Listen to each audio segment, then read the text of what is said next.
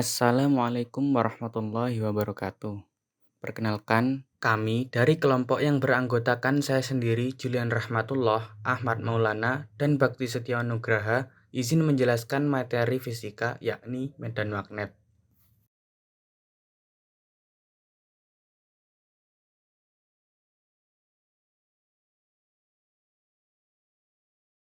Dimulai dari kutub-kutub magnet. Kutub-kutub magnet memiliki sifat-sifat sebagai berikut, yakni satu, magnet memiliki dua kutub, yaitu kutub utara atau north dan kutub selatan atau south. 2. Dalam keadaan bebas atau digantung, kutub-kutub magnet selalu menghadap utara dan selatan. 3. Dua kutub magnet yang sama akan saling tolak-menolak dan dua kutub yang berbeda akan tarik-menarik. 4. Kekuatan gaya tarik magnet yang paling kuat terletak pada kutub-kutubnya. Makin dekat jarak kutub magnet terhadap suatu benda, makin kuat pula tarikan magnetnya. Lanjut ke cara pembuatan magnet. Ada 3 cara membuat magnet, antara lain digosok, induksi, dan aliran arus listrik atau elektromagnetik. Magnet dapat dibuat dengan cara menggosokkan sebuah kutub magnet pada sepotong besi atau baja secara berulang dan searah. Untuk pembuatan magnet dengan cara induksi, besi atau baja non-magnet dapat berubah menjadi magnet apabila didekatkan dengan besi atau baja magnetis. Selain kedua cara tersebut, magnet juga dapat dibuat dengan cara mengalirkan arus listrik searah atau direct current melalui sebuah penghantar. Arus listrik searah dapat diganti dengan arus listrik bolak-balik atau alternating current bertegangan rendah.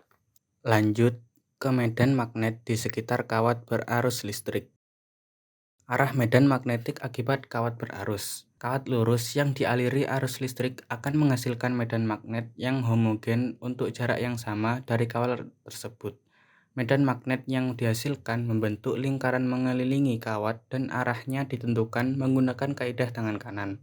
Ibu jari tangan kanan menyatakan arah arus listrik dan keempat jari lainnya yang menekuk menunjukkan arah medan magnet. Untuk lebih jelasnya, simak gambar berikut. Besar medan magnet di sekitar kawat lurus berarus listrik dipengaruhi oleh besar arus listrik dan jarak titik tinjauan terhadap kawat. Semakin besar kuat arus yang diberikan dan semakin dekat jaraknya terhadap kawat, maka semakin besar kuat medan magnetnya. Besarnya kuat medan magnet pada kawat lurus panjang dapat dirumuskan seperti di bawah ini. Medan magnet di sekitar kawat melingkar. Kawat lurus melingkar yang dialiri arus listrik pada arah tertentu, maka di sumbu pusat lingkaran akan timbul medan magnet dengan arah tertentu. Medan magnet di sekitar kawat melingkar juga dapat ditentukan dengan kaidah tangan kanan.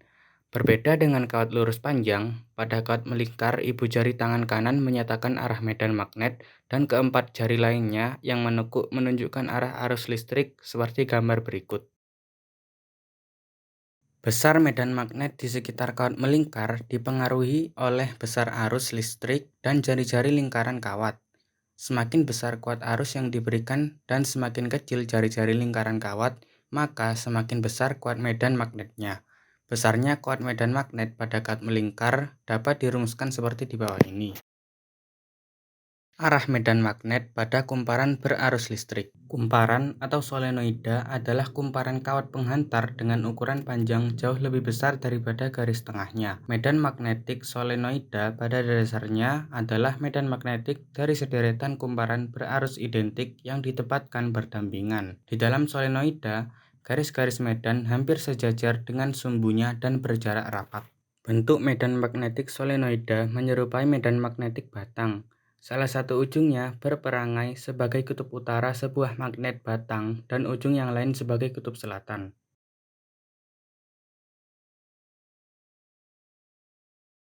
Apa itu hukum Biot-Savart? Hukum Biot-Savart adalah persamaan yang memberikan medan magnet yang dihasilkan akibat segmen yang membawa arus. Segmen ini diambil sebagai besaran vektor yang dikenal sebagai elemen arus. Apa rumus hukum Biot-Savart? Perhatikan kawat berarus I dalam arah tertentu seperti yang ditunjukkan pada gambar di atas. Ambil sepotong kecil kawat yang panjangnya ds. Arah elemen ini searah dengan arus sehingga membentuk ID vektor. Untuk mengetahui medan magnet yang dihasilkan pada suatu titik akibat unsur kecil ini, dapat diterapkan hukum Biot-Savart. Misalkan, vektor posisi titik tersebut yang diambil dari elemen arus adalah R dan sudut antara keduanya adalah θ. Kemudian, di mana mikro 0 adalah permeabilitas ruang bebas dan sama dengan 4pi kali 10 pangkat min 7 TMA pangkat min 1. Arah medan magnet selalu pada bidang yang tegak lurus terhadap garis elemen dan vektor posisi. Hal ini diberikan oleh aturan jempol kanan di mana ibu jari menunjuk ke arah arus konvensional dan jari lainnya menunjuk arah medan magnet. Penerapan hukum Biot-Savart. Beberapa penerapan hukum Biot-Savart diberikan di bawah ini, yakni kita dapat menggunakan hukum Biot-Savart untuk menghitung respon magnetik bahkan pada tingkat atom atau molekul. Dan ini juga digunakan dalam teori aerodinamis untuk menghitung kecepatan yang disebabkan oleh garis pusaran.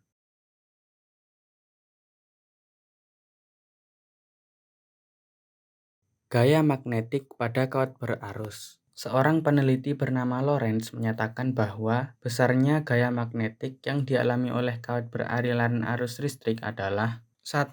Berbanding lurus dengan kuat medan magnet. 2. Berbanding lurus dengan kuat arus listrik yang mengalir dalam kawat. 3. Berbanding lurus dengan panjang kawat pengantar. 4. Berbanding lurus dengan sudut yang dibentuk arus dengan arah induksi magnet. Sehingga persamaan dalam menentukan besarnya gaya magnetik pada kawat berarus adalah sebagai berikut. Gaya magnetik di antara dua kawat sejajar berarus.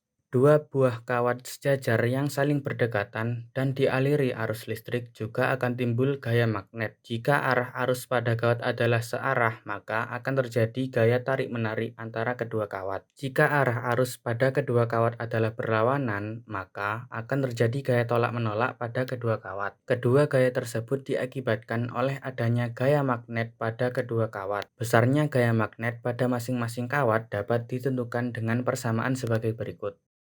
Gaya magnetik pada muatan listrik yang bergerak. Benda bermuatan listrik yang bergerak dalam medan magnetik akan mengalami gaya magnet. Persamaan dalam menentukan besarnya gaya magnet yang dialami oleh benda tersebut adalah sebagai berikut. Benda yang bergerak dalam medan dengan lintasan yang berbentuk lingkaran adalah akibat dari benda tersebut memiliki arah tegak lurus dengan medan magnet. Besarnya jari-jari lintasan tersebut dapat dihitung dengan persamaan sebagai berikut.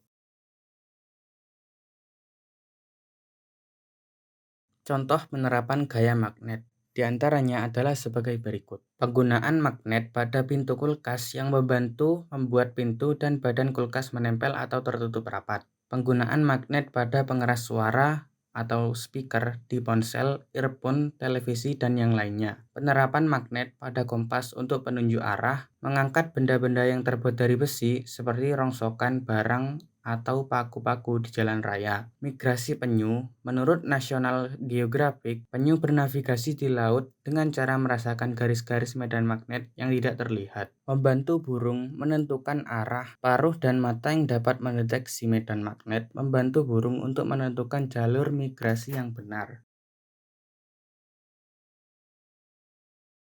3 jenis bahan magnetik, yakni ferromagnetik, paramagnetik, dan diamagnetik. Ferromagnetik adalah bahan yang bisa ditarik oleh magnet dengan kuat. Bahan ferromagnetik contohnya besi, baja, nikel, dan kobalt. Bahan ini juga bisa dibuat menjadi magnet. Paramagnetik adalah bahan yang bisa ditarik magnet, tetapi tarikannya lemah. Beberapa contoh bahan paramagnetik adalah tembaga, kaca, kayu, dan aluminium. Diamagnetik adalah bahan yang jika didekatkan ke magnet, maka magnet yang akan menolaknya. Beberapa logam mineral yang termasuk bahan diamagnetik adalah emas dan timah hitam. Selain itu, magnet juga terdiri dari dua jenis, yaitu magnet sementara dan permanen.